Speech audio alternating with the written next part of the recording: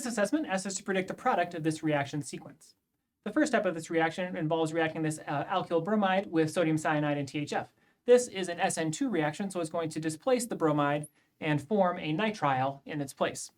We have the benzene ring, we have our 2-carbon chain, and then we have our nitrile.